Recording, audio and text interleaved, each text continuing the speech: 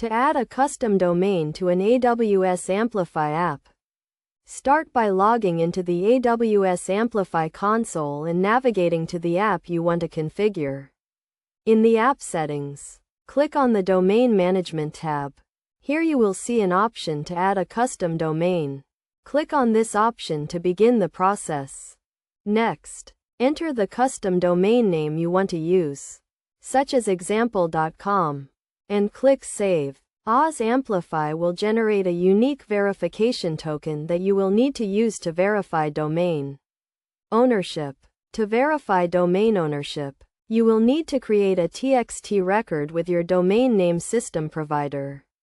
The TXT record should contain the verification token provided by AWS Amplify.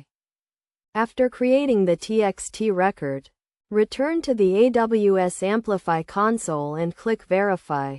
This process may take a few minutes to complete. Once the domain is verified, you can configure the domain settings. In the domain settings, you will need to select the branch of your app that you want to associate with the custom domain. You will also need to configure the SSL/TLS certificate for your custom domain. AWS Amplify provides an SSL/TLS certificate automatically, but you can also use a custom certificate if needed. To use a custom certificate, you will need to upload the certificate and private key to AWS Amplify. Finally, update your DNS settings to point to the AWS Amplify domain. You will need to create an A record or a CNAME record that points to the AWS Amplify domain. This will route traffic from your custom domain to your AWS Amplify app.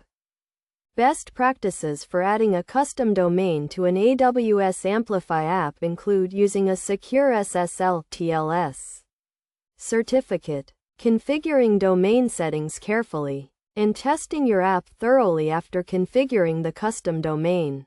By following these steps and best practices, you can successfully add a custom domain to your AWS Amplify app and provide a professional and secure experience for your users.